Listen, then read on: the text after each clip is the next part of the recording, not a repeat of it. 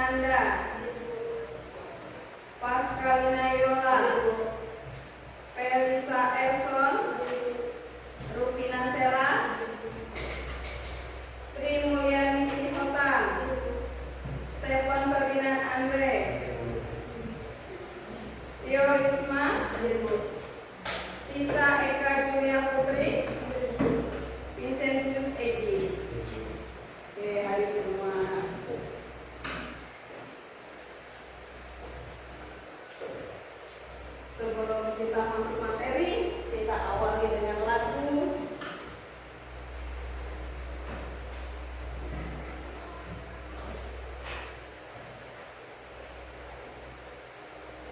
Masih ingat dengan lagunya kemarin? Kita nyanyi sama-sama ya. Bahkan sampai ke depan.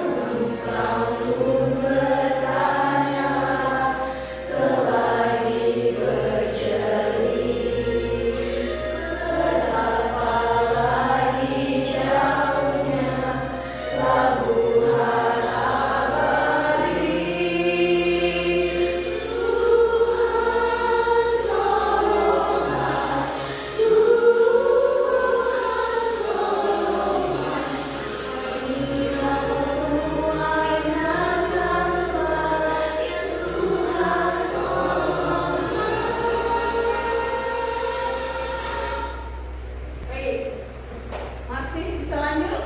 Masih. Jadi lagu tadi sudah mengarahkan kita bahwa kita memang bersyukur, dan tema lagu ini gereja bagai bahtera itu mengarahkan pada materi kita. Tapi sebelum ke materi, masih ingat dengan materi kita minggu lalu? Masih. Apa materi kita minggu lalu, Anggur? Tentang gereja. Ada yang bisa melengkapi? Ya, kasih. Nah, tadi Ignas sudah menyampaikan bahwa materi kita minggu lalu yaitu sifat-sifat gereja. Ada berapa sifat gereja? 4. Yang pertama sebutkan Tisa. Gereja yang kudus. Gereja yang satu. Gereja yang katolik. Nah, 4 sifat gereja itu sudah kita pelajari pada minggu lalu dan harus diingat ya. Oke, nah hari ini kita masuk materi kita mengenai peran hierarki dalam gereja Katolik. Supaya lebih memahaminya, nah silakan kalian saksikan, ini ada video. Ya, silakan perhatikan.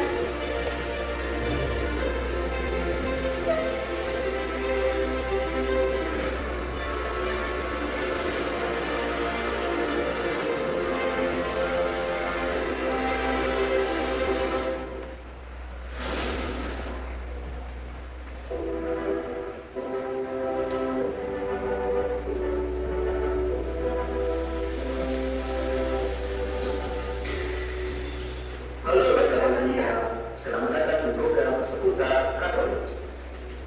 Pada episode pertama ini, kita akan membahas tentang hierarki dalam gereja Katolik.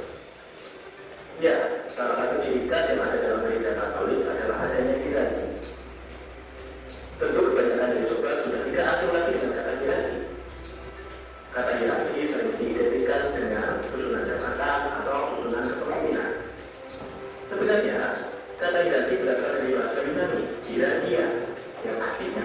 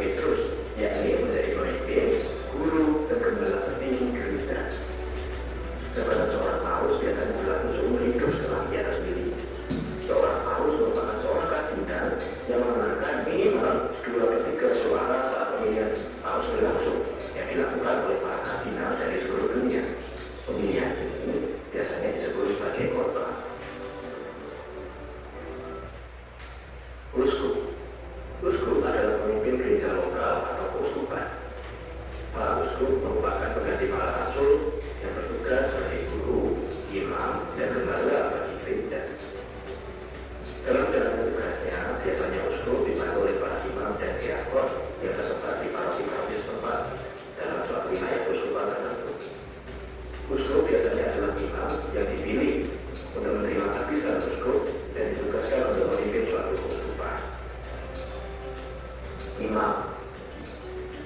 Imam atau yang sering disebut sebagai romo atau pastor merupakan wakil uskup bagi jemaat-jemaat di paroki atau di daerah-daerah. Seorang imam bertugas untuk membantu uskup dalam memberikan pelayanan, penggembalaan, dan pewartaan Injil kepada umat. Biasanya seorang imam bertugas dalam suatu wilayah paroki tertentu, namun ada juga imam yang mendapat tugas-tugas khusus sesuai tugas yang diberikan uskup kepadanya. Secara umum, tugas seorang imam adalah memberikan pelayanan sakramen kepada umat. Selain itu, imam juga bertugas untuk mengelola paroki-paroki tempat ia ditugaskan. Diakon biasanya adalah seorang pria yang dihabiskan oleh uskup untuk membantu uskup dalam bidang-bidang tertentu, misalnya menjadi saksi resmi gereja dalam perkawinan, membaptis, dan menerimakan komuni suci. Diakon dikenal sebagai pembantu uskup dengan tugas jabatan. Tentang kardinal bukanlah jabatan hierarkis dan tidak termasuk dalam struktur hierarki. Seorang kardinal adalah seorang uskup yang diberi tugas dan wewenang memilih paus baru bila mana ada seorang paus yang meninggal. Kini, kardinal juga berfungsi untuk menjadi penasehat paus dalam memutuskan kebijakan-kebijakan tertentu. Kardinal dipilih sendiri oleh paus. Para uskup yang dipilih oleh paus menjadi kardinal kemudian membentuk suatu dewan kardinal. Sejak abad ke-13, warna pakaian khas dari kardinal adalah merah ungu. Nah, itu tadi penjelasan mengenai hierarkis gereja. Semoga informasi yang disampaikan dapat menambah wawasan teman-teman mengenai gereja Katolik. Jangan lupa like dan share video ini. Jika teman-teman ada pertanyaan atau melihat atau mengamati dari video. Nah, dalam video itu nanti kalian sudah melihat siapa saja yang termasuk dalam golongan hierarki. Nah, yang kedua juga di dalam video juga dijelaskan mengenai susunan struktur dan tugas-tugas hierarki. Kemudian berdasarkan video itu dapat kalian simpulkan apa saja yang dimaksud dengan hierarki. Nah, ya, sekarang kita masuk lihat tujuan dari pembelajaran kita. Kita kesediaan ini membacakan tujuan pembelajaran itu. Kelihatan? Ya, silakan. Yang pertama, menjelaskan pengertian hierarki dalam gereja Katolik. Yang kedua, menunjukkan atau memberikan contoh sikap bersyukur dan menghargai keberadaan hierarki dalam kehidupan sehari-hari. Yang ketiga, menyebutkan susunan struktur hierarki. Di antara tujuan pembelajaran itu juga dijelaskan atau yang dipaparkan nanti pada pembelajaran kita hari ini. Nah, sekarang kita masuk dalam diskusi kelompok. Apakah kelompoknya sudah masuk dalam tempat duduk yang sekarang ini? Sudah. Oke. Kalian amati gambar yang ada dalam RKPD.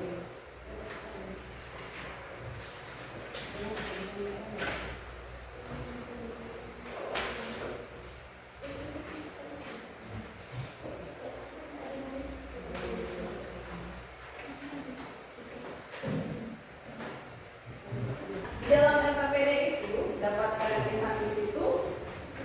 Tujuannya yang pertama itu menjelaskan arti dan makna susunan hierarki dan menjelaskan peran serta fungsinya masing-masing.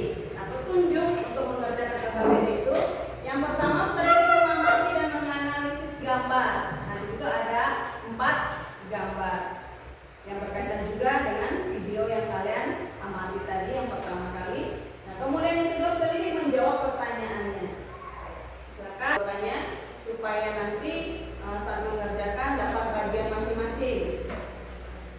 Presentasi kita mengibarkan suasana supaya semuanya masih konsentrasi.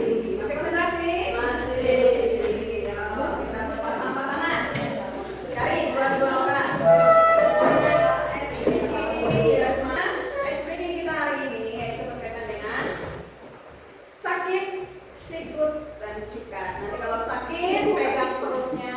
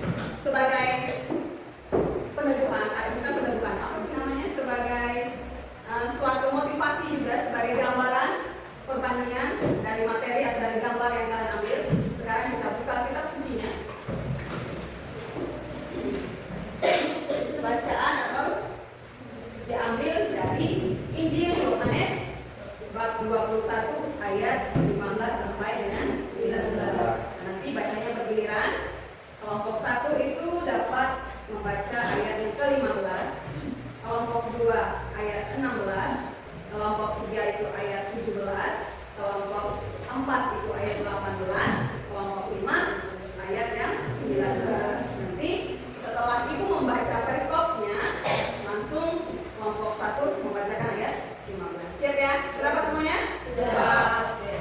Baca dengan benar, karena ini adalah firman Tuhan. Jadi jangan sampai kalian tambahkan kalimatnya atau katanya, jangan sampai salah Anda bacanya. Paham ya? Kita mulai ya. Injil Yohanes bab 21 ayat 15 sampai dengan ayat 19. Gembalakanlah domba-dombaku. Sesudah sarapan, Yesus berkata pada Simon Petrus, Simon, anak Yohanes, apakah engkau mengasihi aku lebih daripada mereka ini?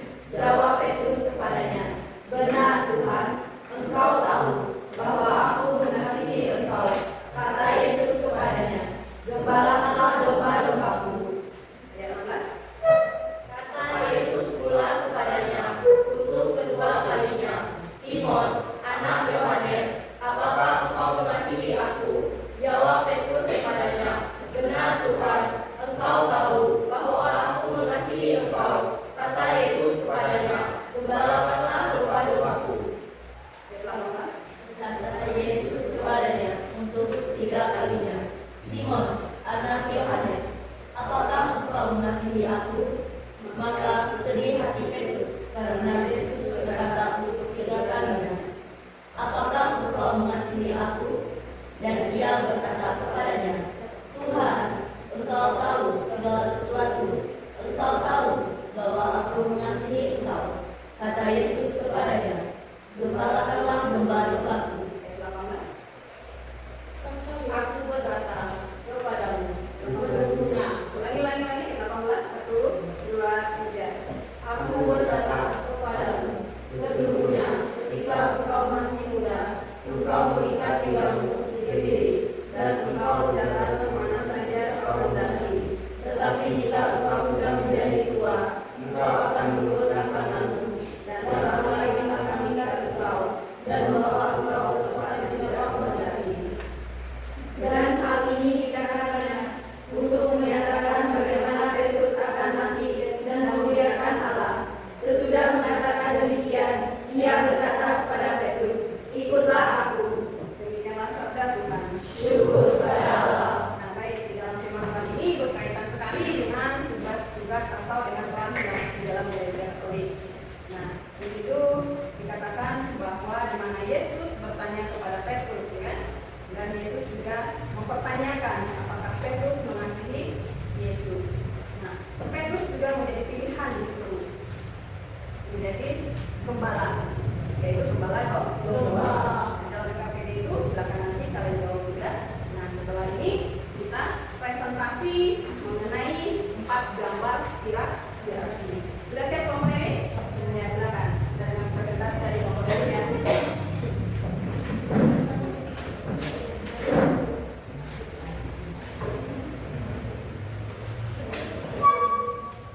Selamat pagi semuanya. Pagi. Pada kesempatan kali ini kami akan presentasikan hasil kerja dari kelompok kami. Perkenalkan, nama saya Stefan Ferdinand dulu. Saya Pertiani dan saya Maria Karoliani. Yang pertama, siapakah mereka yang ada pada gambar? Yaitu para imam, paus, diakon, dan biskop. Yang kedua, apakah peran dan fungsi mereka dalam gereja Katolik? Peran para imam adalah menjadi gembala umat dan pemimpin di wilayah paroki. Fungsinya, memimpin perayaan Ekaristi, memberikan sakramen-sakramen. Yang kedua, paus. Peran paus adalah pemimpin tertinggi gereja Katolik di seluruh dunia dan menggantikan Santo Petrus. Fungsinya, menyampaikan ajaran iman dan mengajar melalui dokumen resmi, eskrip dan bulat atau surat apostolik. Peran diakon adalah menjadi pelayan sabda, pelayan liturgi dan pelayan kasih. Fungsinya membantu imam atau uskup dalam misa dan melayani umat dalam kegiatan sosial dan amal kasih gereja. Peran uskup adalah mengajar, menguruskan dan memerintah di keuskupannya. Fungsinya membangun hubungan dengan jemaat.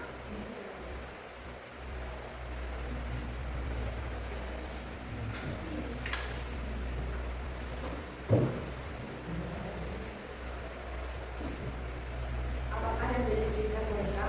Ciri khas Paus adalah Paus menjadi simbol kesatuan gereja Katolik di seluruh dunia. Ciri khas uskup adalah pakaian khasnya. Ciri khas para imam adalah menjalankan sakramen, salah satunya sakramen perkawinan dan menjadi saksi perkawinan. Ciri khas diakon adalah yang menjadi pelayan dengan hidup terbatas. Yang keempat, di manakah tugas mereka? Yang pertama ikut para imam, ia bertugas di paroki. Yang kedua Paulus, ia bertugas di Vatikan atau menjadi uskup di Roma.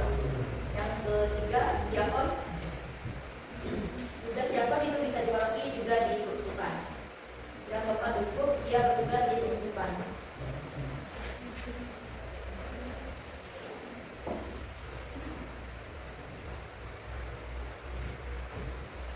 Apa jabatan atau kedudukan tokoh-tokoh pada gambar tersebut?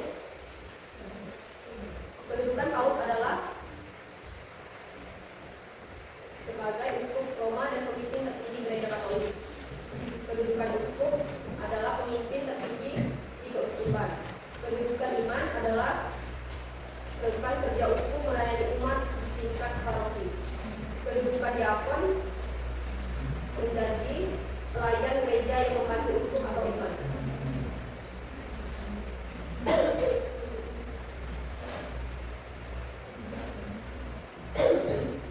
Bagaimana urutan jabatan-jabatan tersebut sesuai dengan hierarki gereja Katolik?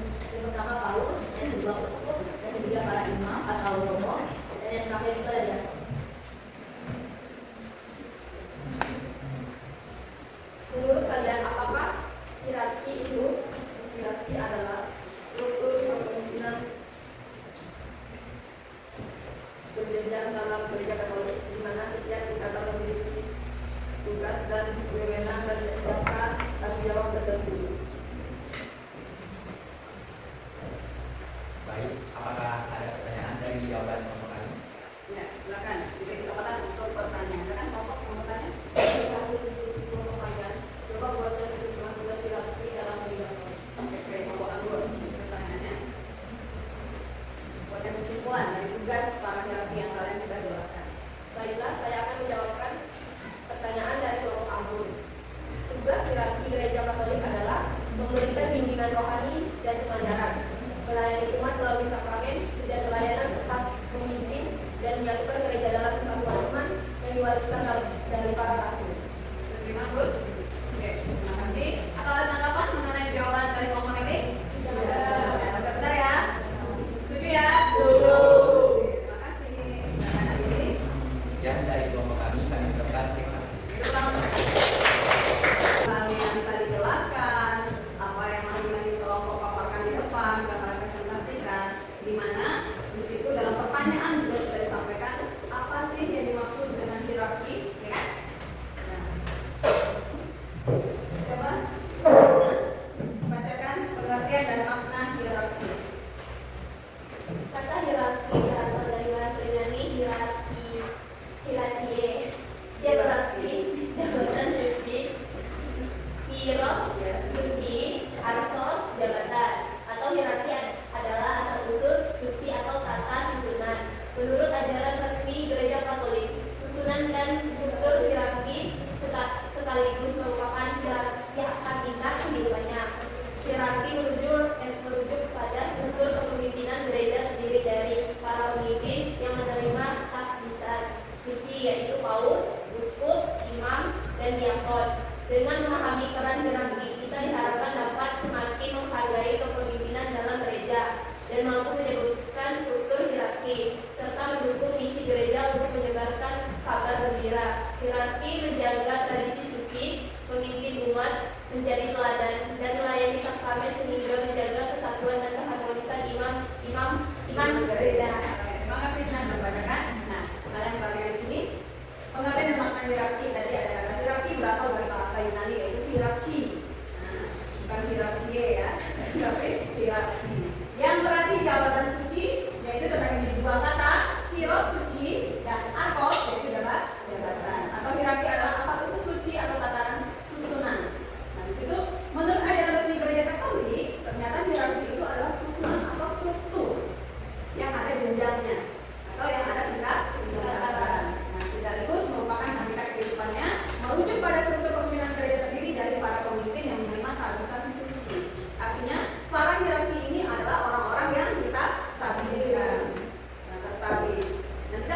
tadi yang dari awal kita sudah melihat atau mengamati video, ada